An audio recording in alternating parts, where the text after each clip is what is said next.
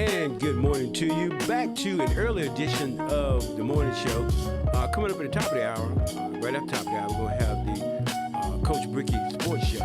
But wanted to get one of our ladies friends in the studio with us. You're familiar with the name Michael Colvin. Welcome, sir. Thank you, man. All right, I know you guys have a good day. You go ahead and what you call the gavel into a bang, bang.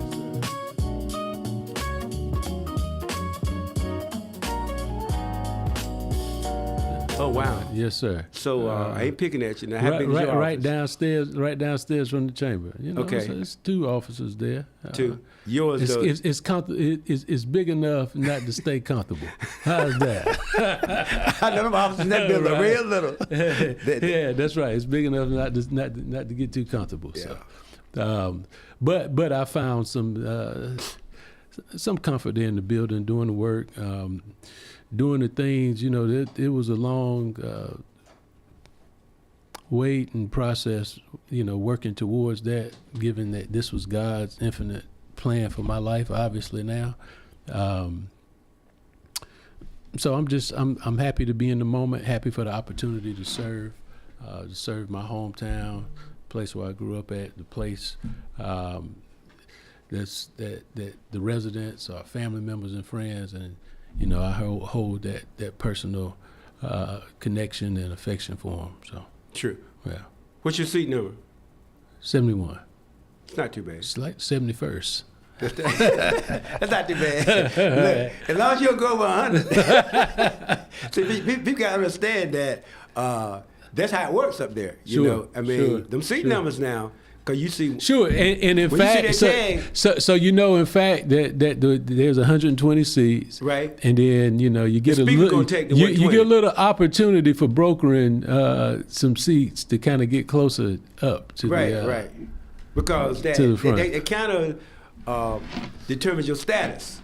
Because, like I said, the speaker generally takes 120. The speaker normally takes 120, but of course he's up front presiding over. He's up front presiding over the. And then everything else over the meetings. From 119 down to number 1, it's about power and position. Yeah, that's correct. But for you to be 71, that's pretty good, guy. That's pretty good. Well, because there's a lot of folk in the 80s and the 90s.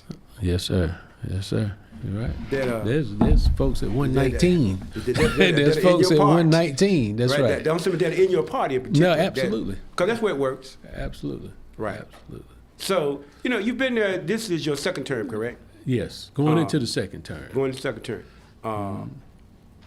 How is that, man? You know. Well, it's been a great experience, but you know, I always give people an honest assessment. It's like an institution. You get there, and if you truly there, serving in your time with purpose, then you know it takes a lot of adjusting. You know, things can change so many times throughout the duration of the day.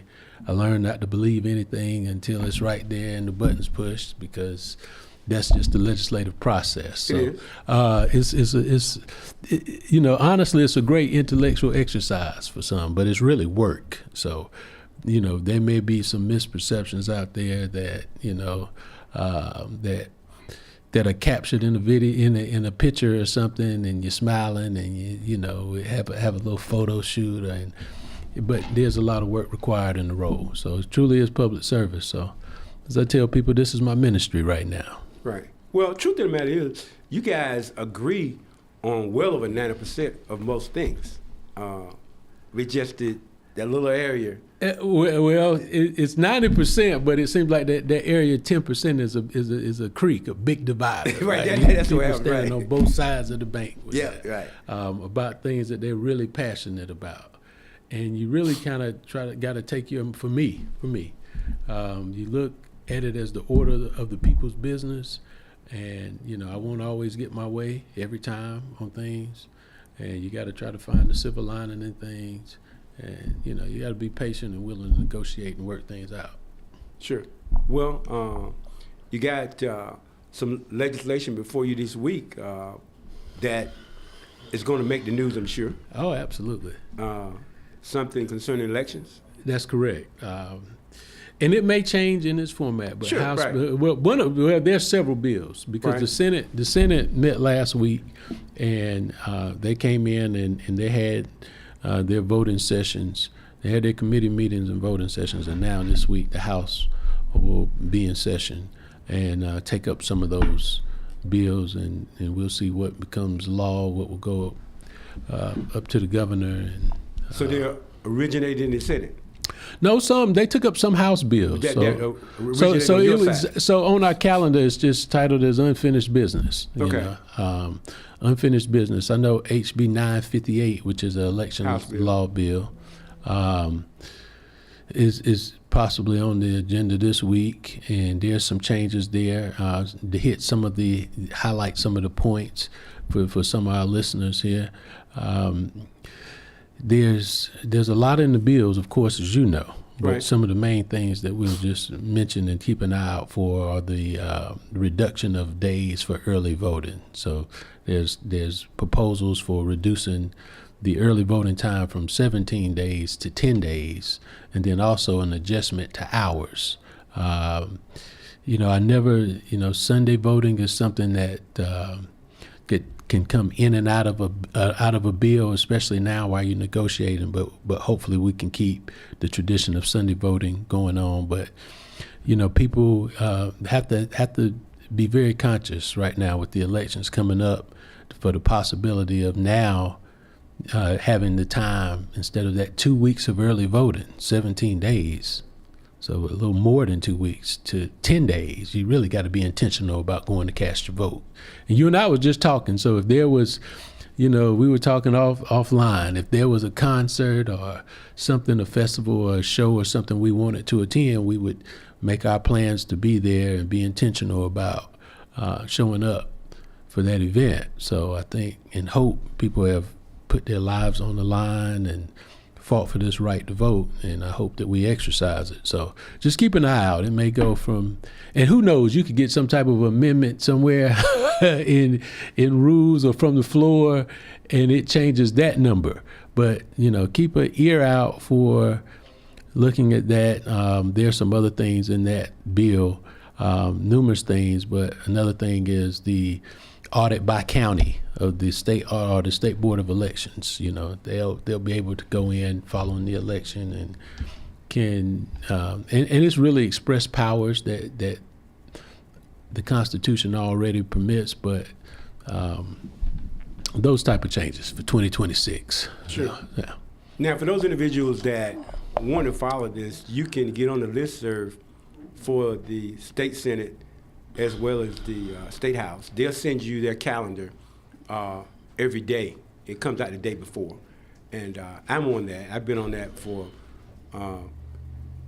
probably Some years now. a decade, of, at least a decade. We and a jumped half. straight into it. Did I get a chance to? Because we always just kind of been talking, and it's just a comfortable dialogue. So Sure, no, we good, No, we good. yeah, but but I'm it- saying, I want the listeners and the viewers to see you can get on that listserv.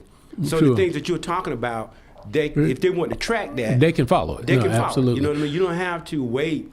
I mean, you can follow it yourself.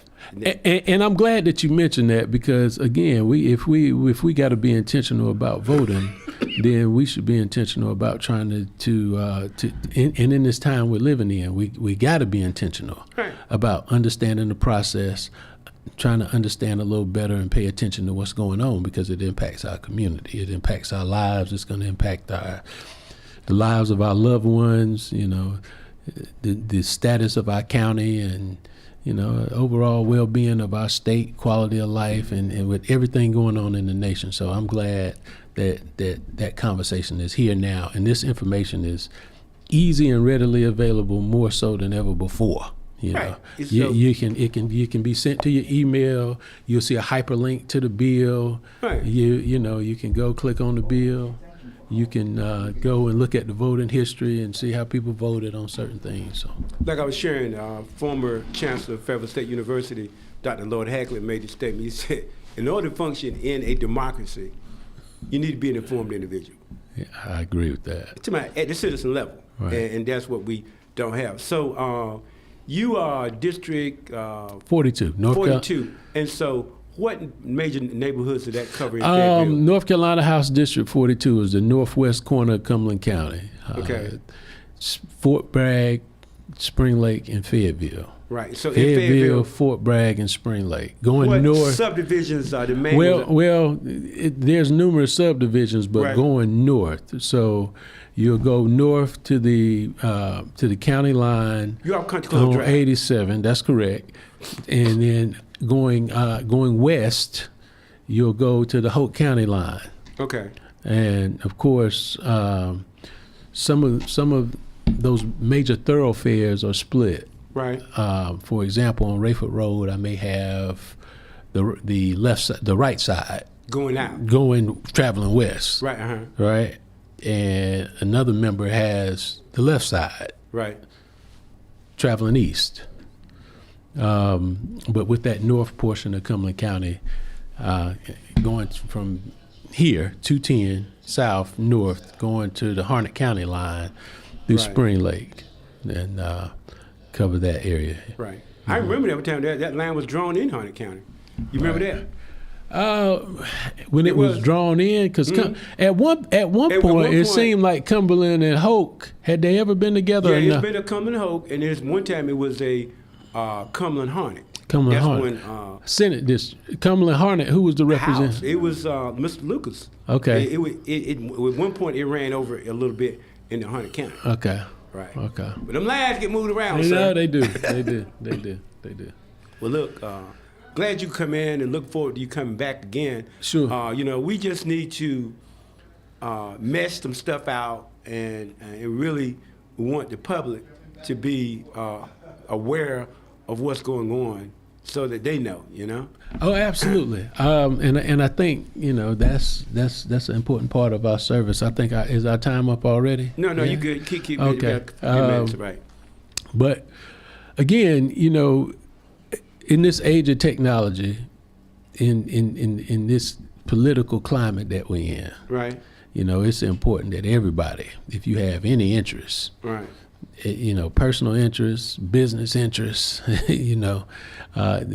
interests for the sake of another, your children, grandchildren, then I think this information is here at your fingertips now, where you can go in and there's shows, and they say a picture's worth 1,000 words, but we can't just look at pictures. We got to open our ears and have conversations and follow things and do our due diligence. Right. Now, your public officials, your elected officials, public servants have a hard job. That's right. If you're really taking on the task of working. So I've been fortunate enough since I've been there to kind of learn my way to the bathroom, so to speak, and Yeah, you get lost in that and legislative I'm man. grateful for some relationships that I had that preceded me going there, and you draw what you can to glean off the former members and people that have been in that space before, if you have the patience to do so. Sure. Well, look, you have a legislative assistant, and so for your constituents can send them emails. Look, send him 1,000 emails a day if you want to. Okay, he has a legislative assistant to handle all that, and call his office. And call, you can call. That's and right. not only that, when he's not in committee or something like that, show up and try to meet him, and so you understand the process. So you understand the process, and it's an open line of communication. Right. Because just communication helps to keep us informed. That's it. You gotta check the temperature of how your people feel about things, what's actually in black and white on the paper, what's actually going on in real time on the floor, in the committee room, in the building, and just give it your best shot. Right. Well, look, appreciate you, Representative Michael Colvin, District 42, Northwest Cumberland County, and he's going on his way back to Raleigh today. They're going to be taking care of some unfinished business. Appreciate you coming in, sir. And look, thank you. the doors on welcome hinges. Our constituents, they really want to hear what you have to say and tell us what's going on. Tell us when to duck, move to the other side of the road, or just leave altogether. Yeah, but I do want now, so we didn't get a chance to really get into some of the things that have taken place over the past couple, and there may be some questions. Come back, because we do want to deal with that. Like I said, we want to start a little earlier and Sure. get you in the mix. But Sure. Robert Brickey is coming up next, Robert Brickey Sports Show. And our producer there, Reverend Carl, you see him coming in with that old Dallas Cowboys shirt on.